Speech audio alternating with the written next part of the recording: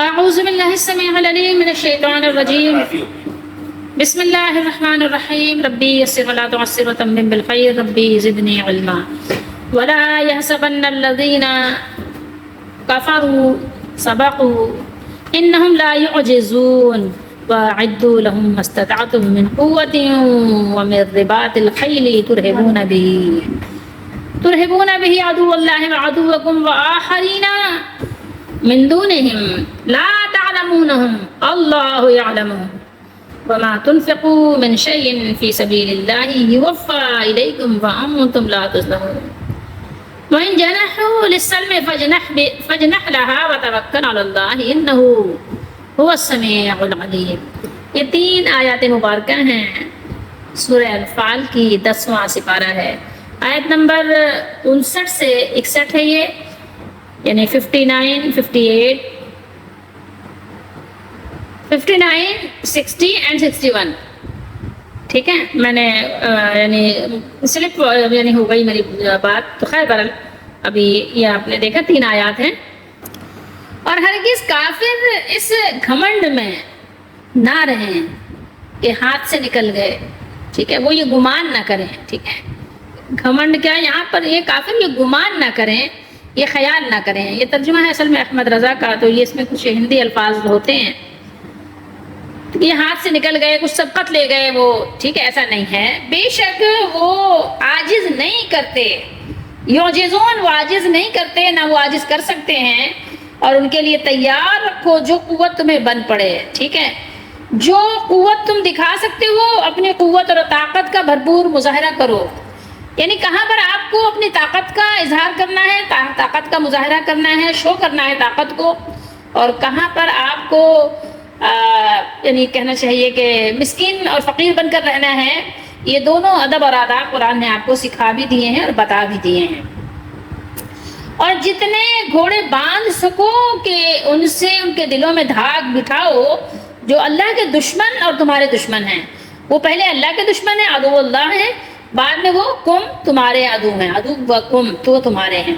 اور ان کے سوا یعنی اور جو دوسری قسم کے لوگ ہیں وآخرین، یعنی دشمن کی بھی 2 قسمیں ہوتی ہیں نا. ایک وہ ہوتی ہے جس کو آپ جانتے ہیں، جو آپ کو دشمن نظر آ رہے ہوتے ہیں. لیکن دوسری قسم وہ ہوتی ہے جو آستین کے سانپ ہوتے ہیں، منافق، جو آپ کو یعنی دکھتے نہیں ہیں، دوست بن کر ہوتے ہیں لیکن یہ کہ ہوتے دشمن ہیں.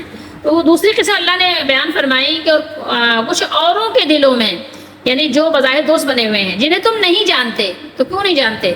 اس لیے کہ دوست بن کر آپ کے ساتھ ہیں نا، تو آپ کو کیسے پتہ کہ یہ دشمن ہیں؟ ظاہر ہے وہ آپ کی کمزوریوں سے فائدہ اٹھائیں گے، لیکن دیکھیں گے کہ آپ طاقتور ہیں تو خود ملک بھی سہم جائیں گے، خوف ہوگا. تو تم نہیں جانتے ان کو، یعنی تمہیں معلوم، لا تعلمونہم، تم کو علم نہیں ہے. ٹھیک ہے، تم ہم ان لوگوں کے بارے میں تم نہیں جانتے. عین لام میم، تو یہ ہے آپ کے یعنی حروف اصلی ہیں. اور یہ واو جو آپ کو نظر آ رہا ہے یہ جمع کا صیغہ ہے. اللہ تعالیٰ انہیں جانتے ہیں، اللہ جانتا ہے، اللہ انہیں جانتا ہے. اور اللہ کی راہ میں جو کچھ خرچ کرو گے تمہیں پورا دیا جائے گا. یعنی اس لیے اللہ تعالیٰ کے لیے دین کے مشن کو آگے بڑھانے کے لیے جو کچھ بھی آپ مال خرچ کریں گے وہ اللہ کی راہ میں خرچ کرنا ہے. ٹھیک ہے، وہ فی سبیل اللہ ہے. اور جو بھی آپ فی سبیل اللہ کو راضی کرنے کے لیے، اللہ کے دین کے لیے خرچ کرتے ہیں خلوص سے، تو اس کا پورا آپ کو بدلہ دیا جائے گا. وہ اس میں کوئی کمی نہیں ہوگی. آپ یہ نہ ڈرو کہ یار یہ مال میں نے ادھر خرچ کر دیا تو پھر کیا ہوگا، میں نے اتنے سارے جہاز خرید لیے تو میں بچوں کو کیا کھلاؤں گا. ڈرو نہیں، ملے گا.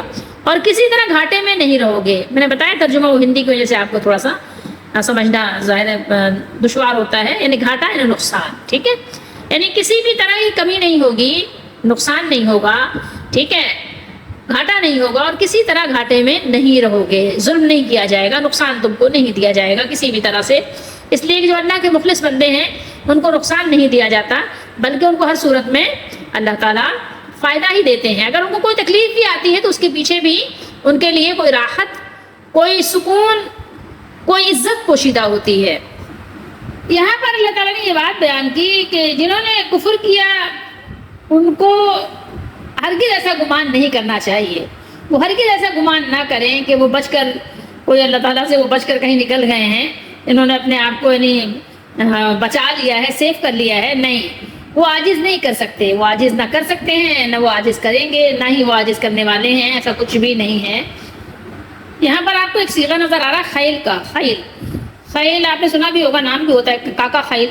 ٹھیک ہے, یہ خیل کہتے ہیں گھوڑے کو اصل میں. ٹھیک ہے, یہ وہ خیل ہے جو گھوڑے کے لیے استعمال ہوتا ہے. اللہ تعالیٰ نے فرمایا یہاں سب سے پہلے وہ کفار قریش مراد ہیں جو میدان بدر سے جان بچا کر بھاگ نکلنے میں کامیاب ہو گئے تھے, بچ گئے تھے, زندہ بھی بچ گئے تھے, قیدی بھی نہیں بن پائے تھے, فرار ہو گئے تھے. تو اللہ نے فرمایا وہ ہرگز نہ سمجھیں, گمان نہ کریں کہ وہ اللہ کی گرفت سے بچ کر نکل گئے ہیں, کہ نہ تو وہ قیدی بنے اور نہ ہی وہ قتل ہوئے. اللہ کی گرفت سے کون نکل سکتا ہے, کون بچاؤ کر سکتا ہے؟ جس کو اللہ پکڑنا چاہے کہاں بچ کر جائے گا, اور کون اسے عاجز اور بے بس کر کے بھاگ سکتا ہے؟ ہرگز نہیں. ویسے الفاظ کے عموم کا تقاضا اور حقیقت واقعی یہی ہے کہ کافر کوئی بھی ہو وہ اپنے آپ کو اللہ تعالیٰ کی گرفت سے بچ نکلنے میں ہرگز کامیاب نہ سمجھے. اگر دنیا میں اس گرفت کا مظاہرہ نہ ہو تو موت کے وقت اور اس کے بعد وہ بچ کر کہاں جائیں گے؟ آپ اندازہ لگا سکتے ہیں, دیکھ سکتے ہیں اپنے سامنے لوگوں کو. اگر آپ کو اپنے اوپر نہیں پڑی تو آپ آگے لوگوں کو دیکھ لیجیے, وہ کبھی اللہ کو عاجز نہیں کر سکتے. اللہ تعالیٰ جب چاہیں جیسے چاہیں ان پر عذاب بھیج سکتے ہیں, یہ آپ اپنے سامنے مشاہدہ کر سکتے ہیں. اور اس آیت مبارکہ نے اس طرف اشارہ کر دیا کہ کوئی مجرم گناہگار اگر کسی مصیبت اور تکلیف سے نجات پا جائے اور پھر بھی وہ توبہ نہ کرے بلکہ اپنے جرم پر ڈٹا رہے تو یہ اس کی علامت نہ سمجھو کہ وہ کامیاب ہو گیا اور ہمیشہ کے لیے چھوٹ گیا, بلکہ وہ ہر وقت اللہ تعالیٰ کی گرفت میں ہے اور یہ ڈھیل اس کے عذاب اور مصیبت کو اور بڑھا رہی ہے. وہ اس کو محسوس نہیں ہو رہا ہے تو کوئی بات نہیں ہے, لیکن یہ نہ سمجھے کہ وہ بچ گیا ہے. یہ بات یاد رکھنے کی ہے اور سمجھ جانے کی ہے. وَأَعِدُّوا لَهُمْ مَا اسْتَطَعْتُمْ, استطاعت آپ اردو میں بولتے ہیں نا. یہاں پر اس آیت مبارکہ میں اللہ تعالیٰ نے کفار کے ساتھ جو مقابلہ ہے نا, اس مقابلے کے لیے تیاری کے احکام بیان فرمائے ہیں. ارشاد فرمایا وَأَعِدُّوا لَهُمْ مَا اسْتَطَعْتُمْ, یعنی سامان جنگ کی تیاری کرو. کفار کے لیے جس قدر تم سے ہو سکے اس میں سامان جنگ کی تیاری کی تمہیں یعنی ضرورت ہے. ٹھیک ہے, تم اس کی تیاری کرو. اور یہاں پر تیاری کی, سامان جنگ کی جو اللہ تعالیٰ نے یعنی تیاری کا حکم دیا ہے, مستطعتم کی امید کے ساتھ یہاں پر یعنی مستطعتم جتنی تم سے ہو سکے. یہاں پر ایک سمجھ لیں آپ کو, امید آپ یہ لگائیں کہ بھروسہ تو آپ نے اللہ ہی پہ کرنا ہے, لیکن اس بھروسے کے خلاف تو بات نہیں بتائی گئی نا آپ کو. دنیا میں آپ رہتے ہوئے جو آپ کو ضرورت ہے اس کو اللہ تعالیٰ نے بیان کیا. مستطعتم یہاں قید لگا کر یہ ارشاد فرمایا یا اشارہ فرما دیا کہ تمہاری کامیابی کے لیے یہ ضروری نہیں کہ تمہارے مقابل کے پاس جیسا اور جتنا سامان ہے تم بھی اتنا ہی حاصل کر لو, بلکہ اتنا کافی ہے کہ اپنی مقدور بھر جتنا ہے, اپنا یعنی اپنی طاقت بھر, اپنی مقدور بھر جو سامان ہو سکے وہ جمع کر لو. تو اللہ تعالیٰ کی نصرت, اللہ تعالیٰ کی دستگیری, اس کی امداد تمہارے ساتھ ہوگی. ٹھیک ہے, یہ بات سمجھ لو. اور اس کے بعد اس سامان کی کچھ تفصیل اس طرح اللہ تعالیٰ نے فرمائی, من قوتن, یعنی مقابلے کی قوت جمع کرو. اس میں تمام جنگی سامان شامل ہے. ٹھیک ہے, اسلحہ, سواری وغیرہ بھی داخل ہیں. اور اپنے بدن کی ورزش, اپنے بدن کو بھی تر و تازہ رکھو, اپنے بدن کو بھی کیا کرو, خوب یعنی ایکٹیو رکھو. اور فنون جنگ سیکھنا بھی. قرآن کریم نے اس جگہ اس زمانے کے مروجہ ہتھیاروں کا ذکر نہیں کیا کہ جس زمانے میں یہ قرآن نازل ہوا تھا. تو لازمی بات ہے کہ اس زمانے میں تو تلواریں ہی تھیں اور بھالے اور یہ وہ جو چیزیں تھیں, تو قرآن نے وہ ذکر نہیں کیا. دیکھیں قرآن کا انداز دیکھیں آپ کہ کیسا, یعنی رسول اللہ صلی اللہ علیہ وسلم کی حدیث ہے نا کہ آپ صلی اللہ علیہ وآلہ وسلم جوامع الکلم ہیں. ٹھیک ہے, ایک جملے میں یعنی وہ ایسا کہنا چاہیے صیغہ ہوتا ہے, ایک ہی جملے میں اللہ تعالیٰ ایسی بات بیان کر دیتے ہیں خود اپنی کتاب میں یا اپنے نبی کی زبان مبارک سے کہ پوری بات سمجھا دی جاتی ہے, کہ جیسے کہ سمندر کو کوزے میں بھر دینا. ٹھیک ہے, تو یہاں ان ہتھیاروں کا ذکر نہیں فرمایا بلکہ قوت کا ایک عام الفاظ تو نہیں, لفظ کہیں گے, عام لفظ اختیار فرما کر اس طرف بھی اشارہ کر دیا کہ یہ قوت ہر زمانہ, جو بھی زمانے کی بات ہے, ہر زمانے اور ہر ملک و مقام کے اعتبار سے مختلف ہو سکتی ہے. زمین, زمانہ اور جگہ تو آپ کو پتا ہے زمانہ بدلتا رہتا ہے، زمین بھی ظاہر ہے ہر جگہ کی مختلف ہوتی ہے اور جگہ بھی مختلف ہوتی ہے، ٹھیک ہے، کبھی ظاہر پہاڑی جگہ ہے تو کبھی خشک جگہ ہے، کبھی تری والی جگہ ہے، پانی والی جگہ ہے، اسی طریقے سے یعنی وقت بھی ہے، حالات بھی ہیں، تو سب یہ بدلتا رہتا ہے، اسی لحاظ سے آپ کو تیاری کرنی ہے، یہ قرآن نے بیان کیا ہے، ٹھیک ہے۔ تو زمانہ کون سا ہے، ملک کون سا ہے، مقام کے اعتبار سے یہ ساری چیزیں مختلف ہیں۔ تو اس زمانے کے اسلحے میں کیا تھا، اسلحہ تیر، تلوار، نیزے تھے۔ اس کے بعد کیا آیا، اس کے بعد جب وقت بدلا تو بندوقیں آ گئیں، ٹھیک ہے، توپیں آ گئیں، تو پھر اس کا زمانہ آ گیا، یعنی بندوقوں کا، توپوں کا، اور ایک جو گاڑیاں چلتی ہیں آپ کی، ٹینک ہے، جیسے پتھر بند گاڑیاں ہیں، یہ سب چیزوں نے اس کی جگہ لے لی۔ پھر زمانہ کون سا آیا، پھر آپ کو پتا ہے کہ بموں کا زمانہ آ گیا، بمباریاں شروع ہو گئیں، پھر راکٹوں کا وقت آ گیا۔ تو لفظ قوت ان سب کو شامل ہے، ٹھیک ہے۔ اس سے پہلے گھوڑے تھے، پھر کیا ہوا، پھر گاڑیاں آئیں، گاڑیوں کے بعد کیا ہوا، جہاز آ گئے، ٹھیک ہے۔ پھر جہاز بھی اب آپ نے دیکھا ہوگا کہ آٹومیٹک بھی ہیں، آپ کے ریموٹ کنٹرول سے چلتے ہیں، ایسا بھی ہو گیا۔ تو یہ سب کچھ آپ ملاحظہ کر رہے ہیں، اور تاریخ پڑھ کے آپ پچھلا وقت بھی آپ جانتے ہیں، اور آپ کے سامنے جو ہے وہ بھی موجودہ وقت بھی آپ جانتے ہیں، حالات آپ کے سامنے ہیں۔ تو جو بھی وقت ہے، جو بھی حالات ہیں، اس کے حساب سے آپ کو تیاری کرنی ہے، قوت آپ کو اس کے حساب سے کرنی ہے۔ اگر آپ کو جم بھی جوائن کرنا پڑے تو آپ وہ بھی کر لیں، فٹ فاٹ رہنے کے لیے، ٹھیک ہے۔ اس کے حساب سے آپ کو اپنے آپ کو بھی اور اپنے یعنی ہتھیاروں کو بھی کیا کرنا ہے، تیار رکھنا ہے۔ فی زمانہ آج کے دور میں اس قوت کے لیے کیا کرنا ہے، جو لوگ کر رہے ہیں آپ جانتے ہیں کہ بڑے بڑے بحری بیڑے بھی ہیں ان کے پاس، آپ کو پتہ ہے نا، اور ٹھیک بھی ہے کہ اسلام نے اسی بات کو، قرآن نے آپ کو سکھایا ہے۔ تو آپ دیکھیں کہ بقدر استطاعت ایٹمی قوت، ٹینک، لڑاکا طیارے، آبدوز کشتیاں، میزائل، طیارہ شکن میزائل، ریموٹ کنٹرول طیارے، ہائیڈروجن بم، اور پتہ نہیں کیا کیا چیزیں ہیں۔ بہرحال اسلام نے فرمایا کہ آپ اس کی تیاری کریں، ٹھیک ہے۔ پہلے یہ گھوڑے تھے، اونٹ تھے، لیکن اس کے بعد ظاہر وقت اور حالات بدل گئے، جگہ، زمین اور زمانہ بدل گیا، ظاہر ہے پھر وہ تیاریاں بھی بدل گئیں۔ من قوت ومن رباط، ٹھیک ہے، رباط الخیل ہے یہاں پر۔ تو یہاں پر یہ اللہ تعالیٰ نے بیان فرمایا ہے کہ یعنی جو چیزیں جس وقت میں ضرورت ہیں اسلام کو یا مسلمانوں کو، وہ سب آپ کو جمع کرنا چاہیے، کیونکہ یہ سب اسی قوت کے مفہوم میں داخل ہیں، اور اس کے لیے جس علم و فن کو سیکھنے کی ضرورت پڑے وہ سب اگر اس نیت سے آپ سیکھ رہے ہیں کہ اس کے ذریعے سے اسلام کو اور مسلمانوں کو آپ فائدہ پہنچائیں گے اور اسلام کے مشن کو آگے بڑھائیں گے اور کفار سے مقابلہ کریں گے اللہ تعالیٰ کے لیے، تو وہ سب بھی آپ کے لیے ثواب ہے، ثواب کے حکم میں ہے اور ثواب میں داخل ہے۔ مسند احمد کی حدیث شریف ہے، اور مسلم شریف کی بھی ہم آپ کو سناتے ہیں ابھی۔ رسول اللہ صلی اللہ تعالیٰ علیہ وآلہ وسلم نے ممبر پر ارشاد فرمایا اسی آیت کے تحت کہ جو یہاں اللہ نے بیان فرمایا ہے، تو آپ صلی اللہ علیہ وآلہ وسلم نے ارشاد فرمایا الا ان القوت الرمی، الا ان القوت الرمی، الا ان القوت الرمی، خبردار قوت سے مراد تیر اندازی ہے، خبردار قوت سے مراد تیر اندازی ہے، خبردار قوت سے مراد تیر اندازی ہے۔ 3 مرتبہ آپ صلی اللہ علیہ وسلم نے ارشاد فرمایا۔ اور حضرت ابو ہریرہ رضی اللہ تعالیٰ عنہ بیان کرتے ہیں کہ رسول اللہ صلی اللہ علیہ وسلم نے ارشاد فرمایا، اسی خیل کے بارے میں بیان کر رہی ہوں، بتا رہی ہوں، الخیل لثلاثۃ، لرجل اجر ولرجل ستر وعلى رجل وزر وعلى رجل وزر، ٹھیک ہے، لمبی حدیث شریف ہے۔ فرمایا آپ صلی اللہ علیہ وسلم نے گھوڑا 3 اشخاص کے لیے ہے، ایک شخص کے لیے یہ باعث اجر ہے، دوسرے کے لیے یہ ستر پوشی کا ذریعہ ہے، اور تیسرے کے لیے موجب گناہ ہے۔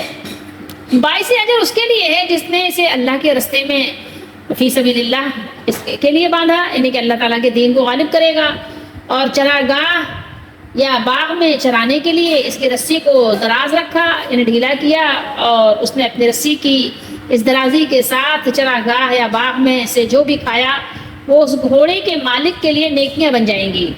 اور اگر اس نے اپنی رسی کو قطع کر دیا اور وہ 1 یا 2 ٹیلوں پر چڑھ گیا تو اس کے قدموں کے نشانات اور اس کی لید وغیرہ بھی اس کے لیے نیکیاں بن جائیں گی۔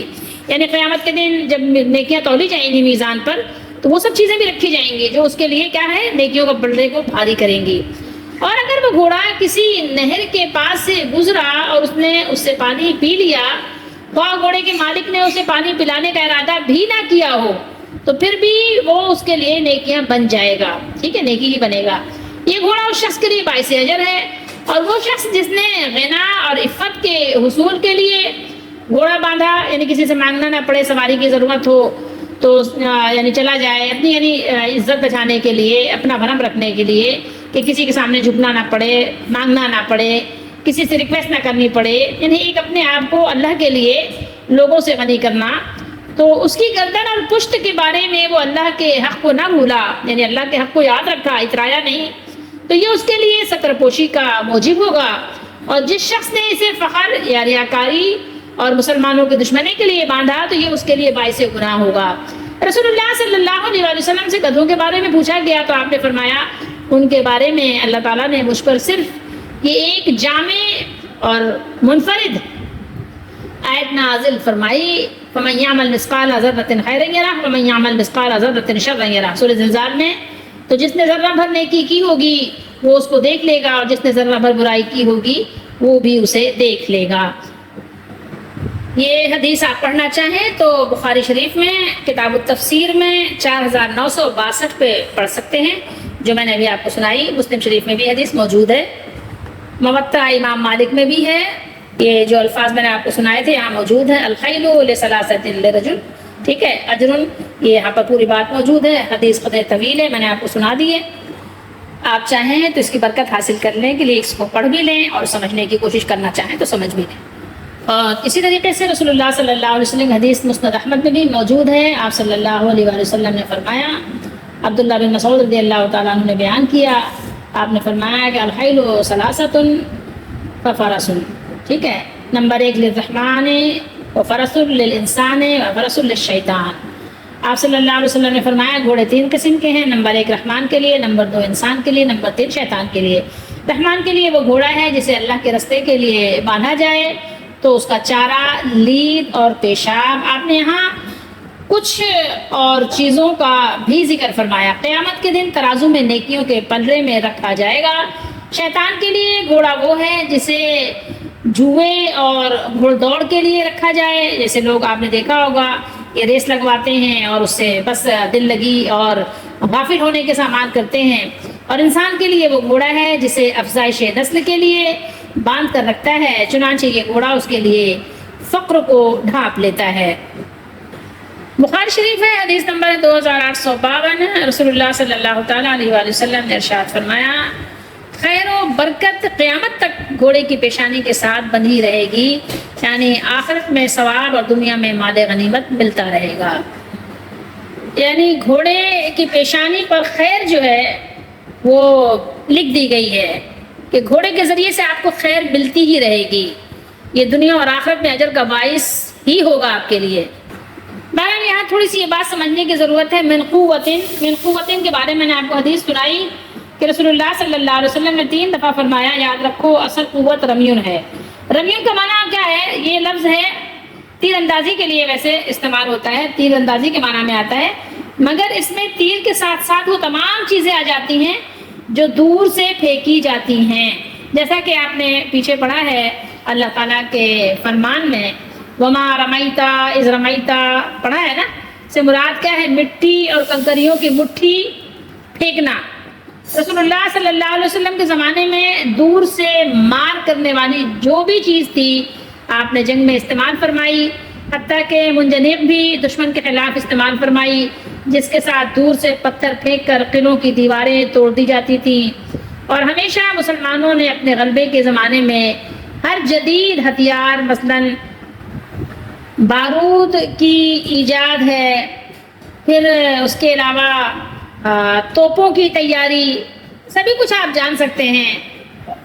یہاں ایک شبے کا جواب پہلے دے دیتے ہیں پھر آگے چلتے ہیں۔ ایک شبے کا جواب یہ ہے کہ بہت سے لوگوں کو قرآن پڑھ کر یہ وسوسہ آتا ہے، شبہ پیدا ہوتا ہے کہ قرآن نے لڑائی جھگڑے کا حکم کیوں دیا ہے، جگہ جگہ لڑائی جھگڑے کا قرآن مجید میں بیان کیوں ہے، فی سبیل اللہ، اور اس میں لڑنے جھگڑنے والوں کو اجر کا بھی اللہ تعالیٰ نے بیان کیا ہے، بہت زیادہ اس پر زور بھی دیا ہے، ایسا کیوں ہے؟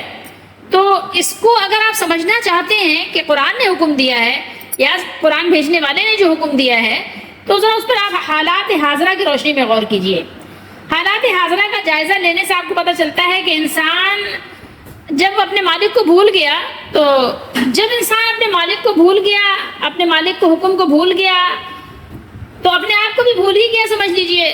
یعنی کیا ہو گیا؟ منمانی جو چاہے کرو، بس عیش کرو، عیاشی کرو، جو اچھا لگ رہا ہے وہ کرو۔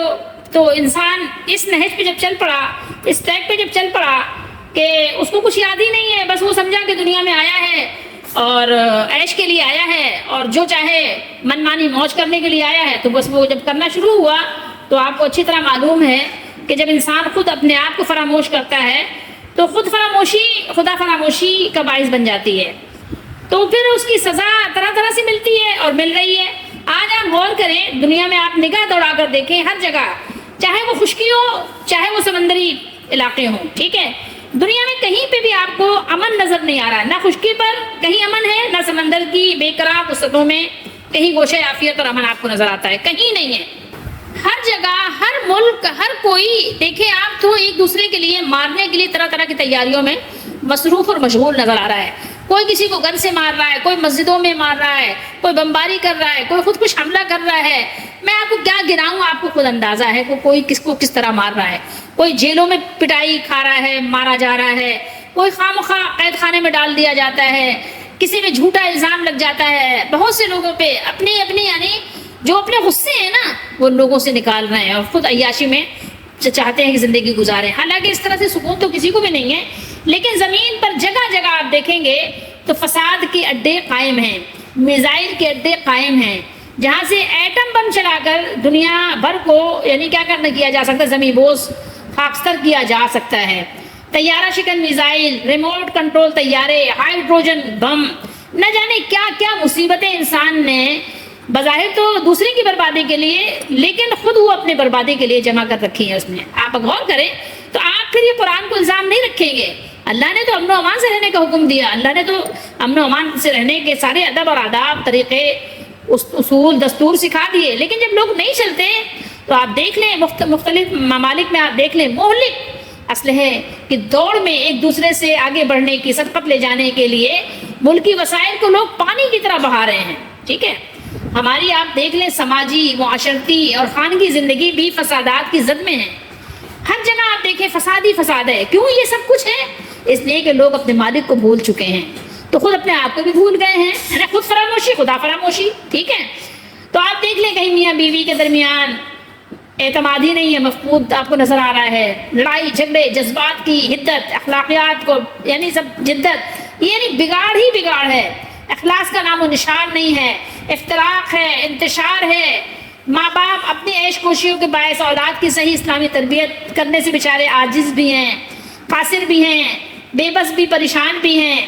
بے ادب اولاد جوان ہو کر معاشرے میں نئی نئی خرافات کو فروغ بھی دے رہی ہے، سب آپ کو نظر آ رہا ہے۔ تو یہ سارا کچھ جو ہے آپ کو نظر آ رہا ہے جب، تو آپ یہ الزام قرآن مجید پر یا اپنے مالک پر نہیں رکھ سکتے۔ انسان کے نیچر میں یہ بات ہے کہ وہ اپنا بلیم کسی دوسرے پہ تھوپتا ضرور ہے، لیکن ایسا ہے نہیں۔ آپ غور کریں گے تو آپ کو پتہ چلے گا۔ جب غور نہیں کریں گے تو لازمی بات ہے کہ آپ بس آئیں گے اور منہ کھولیں گے، زبان چلائیں گے اور سیدھے کہہ دیں گے قرآن نے تو لڑائی جھگڑے کا حکم دیا ہے۔ بھائی قرآن نے کب حکم دیا ہے؟ قرآن نے تو کہا اپنی دفاع کرو، اپنے مالک کے دین کو نافذ کرو، جس نے تم کو پیدا کیا ہے نا، اس کے حکم کو سامنے پیش نظر رکھو۔ اگر آپ یہ غور کریں گے تو پھر آپ کو اندازہ ہوگا، ادروائز پھر آپ یہی بلیم دیں گے کہ نہیں اسلام نے لڑنے جھگڑنے کا حکم دیا ہے، اسلام تو لڑائی سکھاتا ہے، نعوذ باللہ نعوذ باللہ۔ یہ سب شیطانی باتیں ہیں۔ اللہ تعالیٰ نے حکم صرف اس لیے دیا ہے جس کو ہم مالک کے ذریعے سے آپ کو پہچان کرواتے ہیں۔ اگر تم اللہ کے نام سے اللہ کو نہیں جانتے تو مالک کے نام سے تو جانو کہ ایک تمہارا مالک ہے، ایک مالک ہے، اس مالک کو پہچانو۔ تو اس مالک نے تمہیں یہ جو بتایا ہے کہ تم کو سزا دی جائے، اس لیے یہ تم پر جو چھوٹی چھوٹی مصیبتیں آئیں ہیں مصائب و آلام کے ذریعے، نادان انسان کو تنبیہ کی جاتی ہے کہ جن خاردار جھاڑیوں سے تم نے چمن حیات کو برباد کیا ہے، ذرا ان کانٹوں کی چبھن تم بھی محسوس کرو، اپنی بدکاریوں کی کچھ سزا تو تم بھی چکھو، ہو سکتا ہے تمہیں توبہ کی توفیق مل جائے، شاید تم نافرمانیوں سے باز آ جاؤ۔ مگر بڑے افسوس کی بات ہے، اور افسوس کے ساتھ یہ کہنا پڑتا ہے کہ لوگوں نے عیش و عیاشی میں اللہ کے حکم کو بھلا دیا۔ تو جو لوگ آج اپنے آپ کو مسلمان کہتے ہیں، مسلمانوں نے اس حکم سے اتنی بے پرواہی کی کہ دشمن اس میدان میں اسلحے کی تیاری میں ان سے بہت آگے نکل چکے ہیں، ٹھیک ہے، ہر ایک آپ کو مارنے کے لیے خوب تیاری کر رہا ہے۔ اب آپ دیکھ لیں کہ عالم اسلام اللہ تعالیٰ کی دی ہوئی ہر نعمت کے باوجود اسلحے کے لیے غیروں کی محتاج ہے، ٹھیک ہے، چھوٹے موٹے ہتھیار تو بنا لیتے ہیں، بنتے ہیں، مگر ہوائی جہاز، ہیلی کاپٹر، گاڑیاں، کمپیوٹر، توپیں، ریڈار وغیرہ تمام چیزوں میں کیا ہیں، دوسروں کے محتاج ہیں۔ اس کی وجہ سے نتیجہ کیا نکلا؟ نتیجہ یہ نکلا کہ جو آپ کے دشمن ہیں وہ آپ کی دولت بھی لوٹ رہے ہیں، آپ کے وسائل پہ قبضہ بھی کر لیا ہے انہوں نے، اور آپ کی دینی جو اقدار ہیں، جو تہذیب ہیں، ان کو بھی چھین لیا ہے انہوں نے، اور جب چاہتے ہیں، جس کو چاہتے ہیں، اپنے ہتھیاروں سے، اپنے جہازوں سے، بس آپ دیکھ لیں کہ کیا کچھ وہ پھر آپ کو بے بس کر کے جس طرح سے آپ کو بے بسی کا منظر دکھاتے ہیں، پھر وہ آپ اس سے غافل نہیں ہوتے، آپ کسی کو بتانے کے لائق بھی نہیں رہتے، ٹھیک ہے۔ اللہ تعالیٰ ہی بہتر جانتے ہیں کہ اس وقت ایک انسان دوسرے انسان کے لیے کتنی بڑی مصیبت کا باعث ہے، ایک انسان دوسرے انسان کے لیے جو کچھ بھی آفت ڈھا رہا ہے، جو جنگ اس نے ایک جاری کر دی ہے، جاری رکھی ہوئی ہے، جاری ہے، اس میں جو اہل اللہ ہیں، جو اللہ والے ہیں، ان کی بڑی آزمائش ہے۔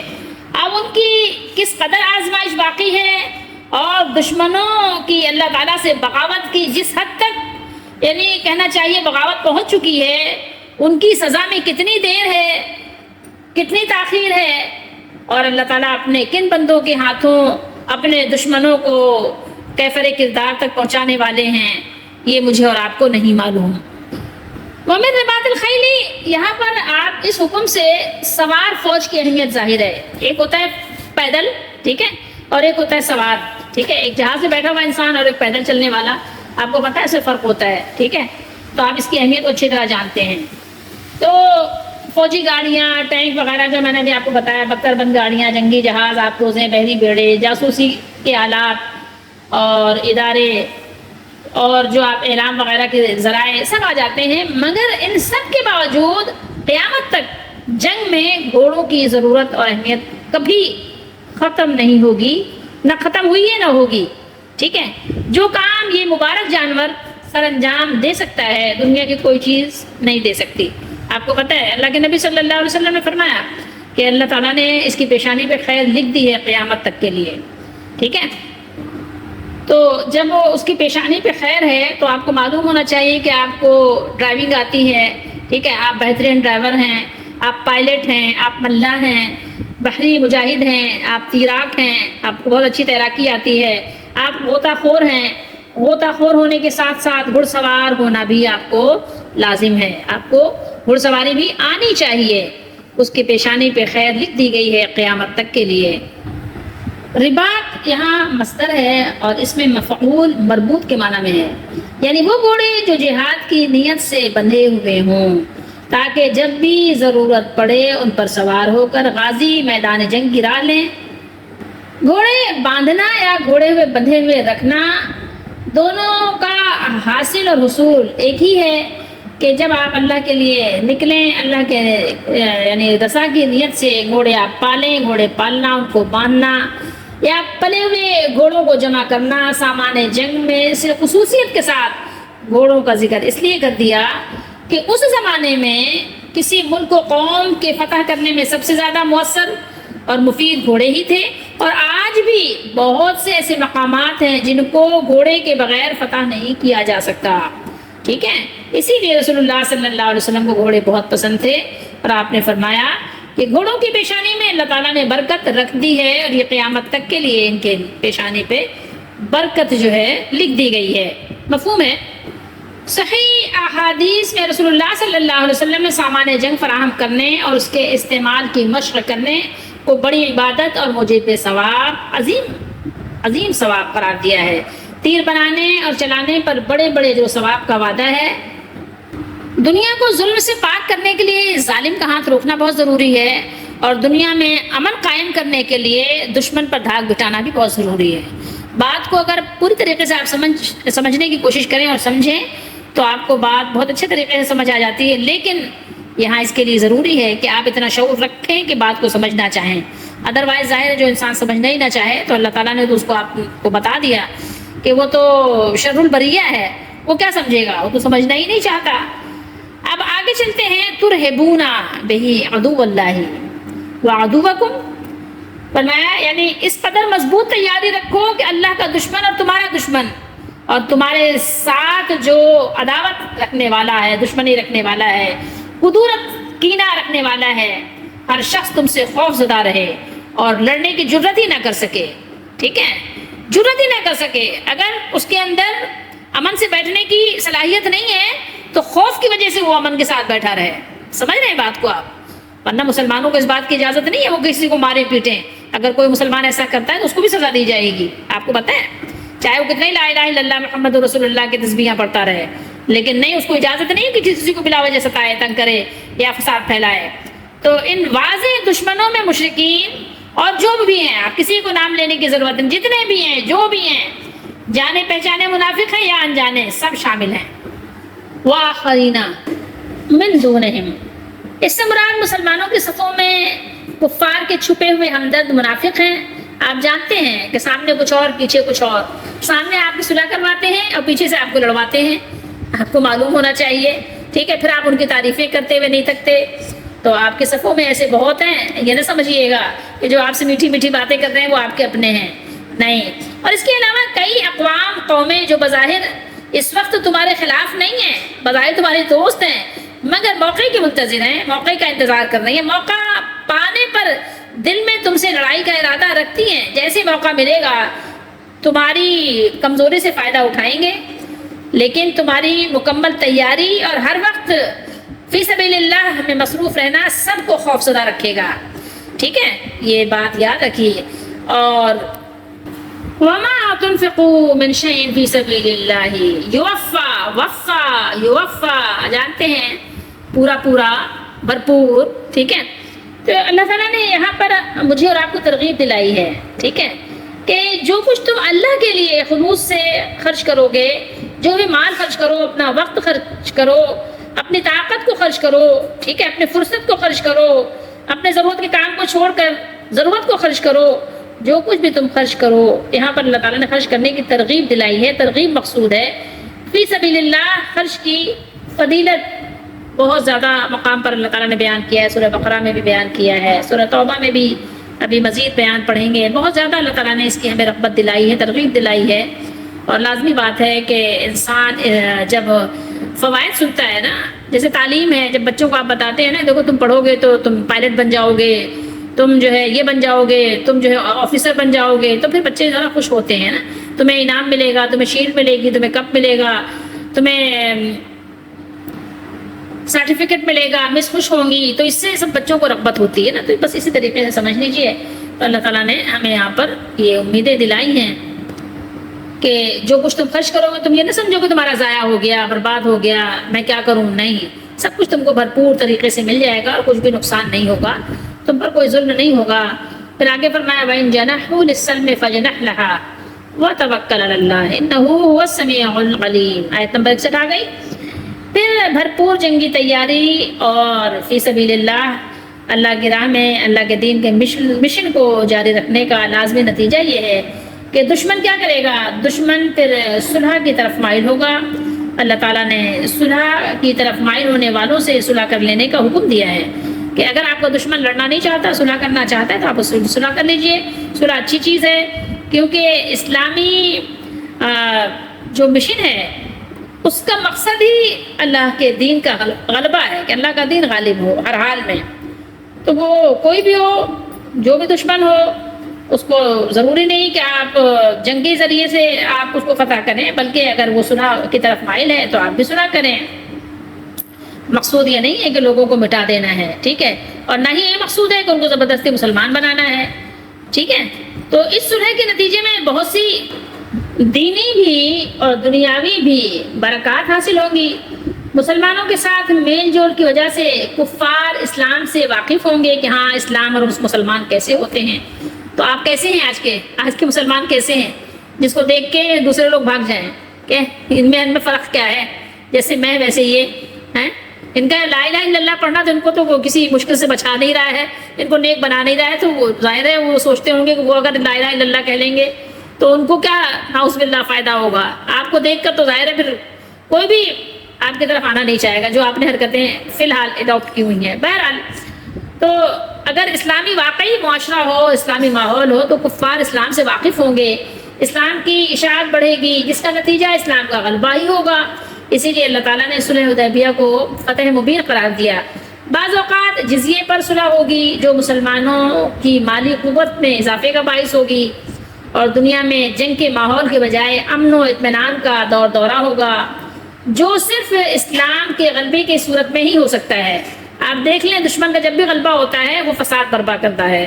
تاریخ پڑھ لیں، چنگیز خان کا جب غلبہ تھا تو کیا ہوا تھا، یاد رہے آپ کو کہ محض ہمت ہار کر بزدلی کی وجہ سے خود دشمن کو صلح کی پیشکش کرنا اللہ تعالیٰ کو پسند نہیں ہے۔ آپ دیکھ سکتے ہیں سورہ محمد میں، ٹھیک ہے، صلح کی صورت میں کفار کی عہد شکنی یا ان کی طرف سے سازشوں کے خطرے کی پرواہ نہ کریں، بلکہ اللہ تعالیٰ پر بھروسہ رکھیں۔ اللہ تعالیٰ سب کچھ سن بھی رہے ہیں اور سب کچھ دیکھ بھی رہے ہیں۔ کیا ہے؟ انہ هو السمیع العلیم۔ تو یہاں پر آپ کو سمجھایا گیا ہے کہ اگر دشمن جنگ کے بجائے صلح کے لیے راضی ہوں، تیار ہوں، تو صلح کر لینے میں کوئی حرج نہیں ہے۔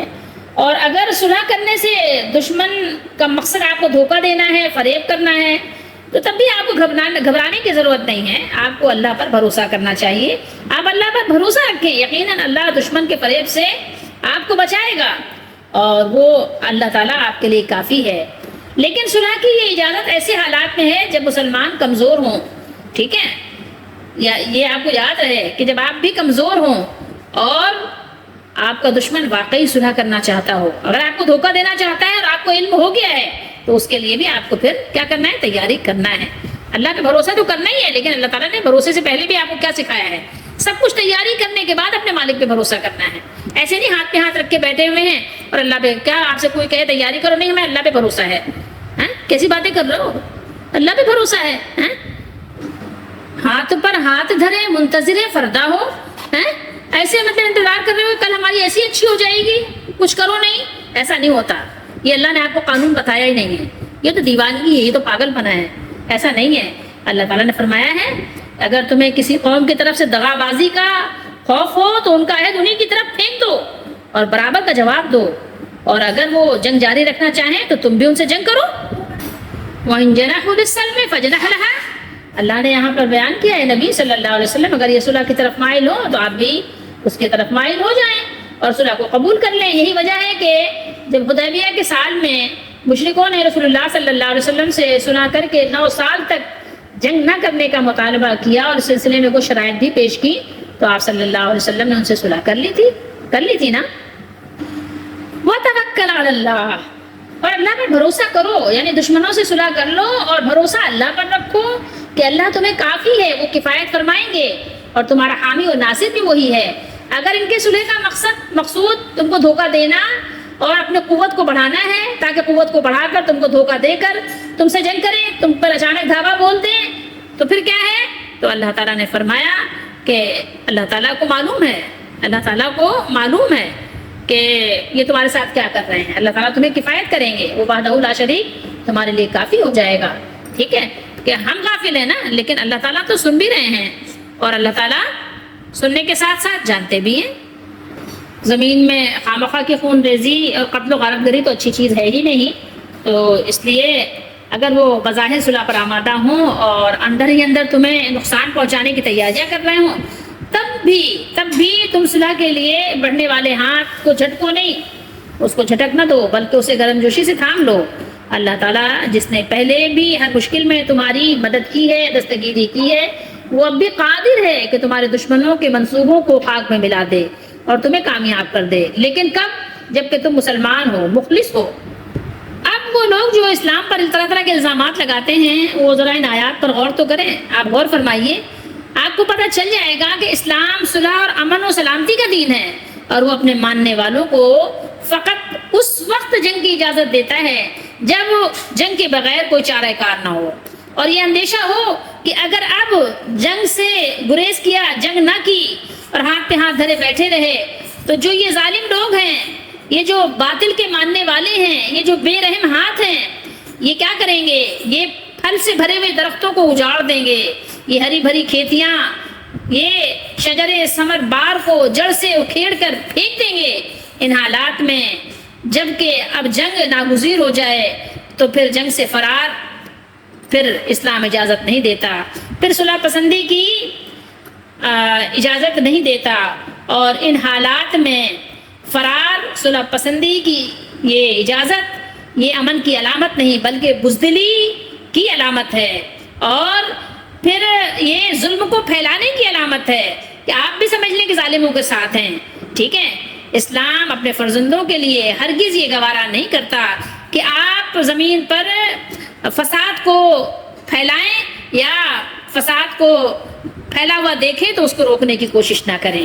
یہ آپ جان لیجئے، اسلام نے آپ کو سارے اصول، سارے طریقے بتا بھی دیے، سکھا بھی دیے، سمجھا بھی دیے، اور آپ نے قرآن مجید کی تلاوت کر کے ان آیات سے آپ نے یہ بھی نتیجہ اخذ کیا ہوگا کہ ہر موقع پر مسلمانوں کو اللہ تعالیٰ پر توکل کی تعلیم دی ہے قرآن نے، لیکن اس کے باوجود اللہ تعالیٰ پر توکل کی تعلیم دینے والا قرآن مسلمانوں کو ہر طرح کے سامان جنگ سے لیس ہونے کی، کہ آپ لیس رہیں، تاکید بھی کر رہا ہے، تاکہ کوئی کوتاہ اندیش توکل کو بے عملی کا مترادف نہ سمجھے کہ جناب توکل کر لیا ہے، اب ہم ہاتھ پہ ہاتھ رکھے بیٹھے ہیں، ہم نے توکل کیا ہے اللہ ہمیں روٹی کھلائے گا، تو ہمیں گندم خریدنے کی ضرورت ہے، نہ اس کو چکی میں پیسنے کی ضرورت ہے، اور نہ آٹا گوندنے کی ضرورت ہے، نہ روٹی پکانے کی ضرورت ہے، کہ ہمارا توکل تو اللہ پہ ہے، اللہ ہمیں روٹی کھلا دے گا۔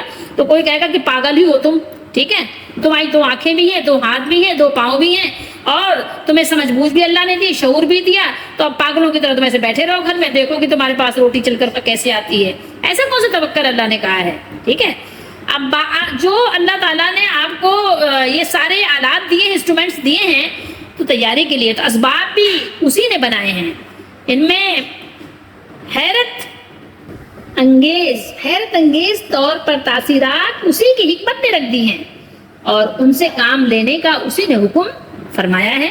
سمجھ رہے ہیں بات کو؟ اسی لیے اس مالک نے حکم دے دیا کہ اپنے آلات تیار کرو، وہ جدید ہوں یا قدیم ہوں، ہر طرح سے اپنی تیاری رکھو، اور دشمنوں کو ان کو جو ہے کھلی چھٹی مت دو، اور اپنے عیش و عیاشی کے لیے دنیا میں بس اپنے آپ کو صرف فارغ مت رکھو کہ بس مال کماؤ اور عیاشی کرو، نہیں، بلکہ جان و مال، وقت اور کوشش کی جو قربانی تم اپنے مالک کے لیے دو گے وہ ضائع نہیں ہوگی، وہ رائگاں نہیں جائے گی، بلکہ دین و دنیا میں تمہیں اس کا وہ معاوضہ، وہ ریوارڈ، وہ بدلہ دیا جائے گا جو اس مولا کریم کی شان، جود و کرم کے شایان شان ہے۔ حضرت عبداللہ بن مسعود رضی اللہ تعالیٰ عنہ فرماتے ہیں کہ ایک آدمی ایک اونٹنی کو نکیل ڈالے ہوئے رسول اللہ صلی اللہ علیہ وسلم کے پاس حاضر ہوا اور عرض کی کہ یہ اللہ کی راہ میں نے دے دی، ٹھیک ہے، تو آپ صلی اللہ علیہ وسلم نے اس سے فرمایا کہ اس کے بدلے میں قیامت کے دن تمہیں 700 اونٹنیاں ملیں گی، ہر ایک کی ناک میں نکیل پڑی ہوگی۔ سبحان اللہ۔ تو بہرحال قرآن مجید کی ان آیات میں ہمارے اپنے لیے بے شمار سبق ہیں جو ہماری اپنی زندگی کے لیے ہیں، کہ جس کو ہم اختیار کریں، ایمان لائیں، یقین رکھیں اور اس کی تیاری کریں۔ اللہ تعالیٰ نے اپنے نبی صلی اللہ علیہ وسلم سے فرمایا ہے کہ اے نبی، الذین کفروا سبقوا، کیا فرمایا؟ یہ دیکھیے کہ کافر یہ خیال نہ کریں کہ وہ ہمیں پیچھے چھوڑ جائیں گے اور ہم ان پر قدرت حاصل نہیں کر سکیں گے، بلکہ وہ تو ہماری قدرت اور ہمارے غلبے کے تحت ہیں اور وہ ہماری مشیت کے قبضے میں ہیں، لہٰذا وہ ہمیں ہرگز عاجز نہیں کر سکتے۔ اس میں ہمارے لیے کتنا سبق ہے کہ آپ جو بھی جرم کریں، کیا آپ اللہ تعالیٰ کو نعوذ باللہ عاجز کر سکتے ہیں کیا؟ ٹھیک ہے، جو بھی ہے اللہ تعالیٰ کو کوئی بھی عاجز نہیں کر سکتا۔ اللہ تعالیٰ نے فرمایا ام حسب الذین یعملون السیئات ان یسبقونا ساء ما یحکمون، سورہ عنکبوت میں، کیا وہ لوگ جو برے کام کرتے ہیں یہ سمجھے ہوئے ہیں کہ یہ ہم سے سبقت لے جائیں گے، بہت برا ہے جو یہ فیصلہ کرتے ہیں۔ اور فرمایا لا تحسبن الذین کفروا معجزین فی الارض ومأواہم النار وبئس المصیر، سورہ نور میں، ہرگز ایسا خیال نہ کرنا کہ کافر لوگ ہم کو زمین میں عاجز کر دیں گے، ٹھیک ہے، وہ جا ہی کہاں سکتے ہیں، اللہ تعالیٰ کے زمین و آسمان کے علاوہ جا ہی کہاں سکتے ہیں، ان کا ٹھکانہ دوزخ ہے اور بلا شبہ وہ واپسی کی بہت بری جگہ ہے۔ اور فرمایا لا یغرنک تقلب الذین کفروا فی البلاد متاع قلیل ثم مأواہم جہنم وبئس المہاد، سورہ آل عمران میں ہم پڑھ چکے ہیں کہ کافروں کا شہروں میں چلنا پھرنا اور یہ مٹر گشتی کرنا اور مست رہنا آپ کو دھوکہ نہ دے، یہ دنیا کا تھوڑا سا فائدہ ہے، پھر آخرت میں تو ان کا ٹھکانہ دوزخ ہے اور وہ برا ٹھکانہ ہے۔ پھر اللہ تعالیٰ نے کافروں سے جنگ کرنے کے لیے حسب امکان استطاعت آلات جنگ تیار رکھنے کا حکم دیتے ہوئے فرمایا وَأَعِدُّوا لَهُمْ مَا اسْتَطَعْتُم مِّن قُوَّةٍ وَمِن رِّبَاطِ الْخَيْلِ، اور جہاں تک ہو سکے قوت سے اور بندھے ہوئے گھوڑوں سے ان کے مقابلے کے لیے ایکٹیو رہو، تیار رہو۔ تو بہرحال یہاں پر سبق ہے، اللہ تعالیٰ ہم سب کو ایمان لانے کی اور ایمان کے مطابق عمل کرنے کی توفیق عطا فرمائیں، اور اللہ تعالیٰ ہم سب کو اپنے نافرمانی سے بچنے کی سعادت بخشیں، اور بے شک دستگیری اس کی ہوتی ہے جو اللہ تعالیٰ سے مدد طلب کرتے ہیں۔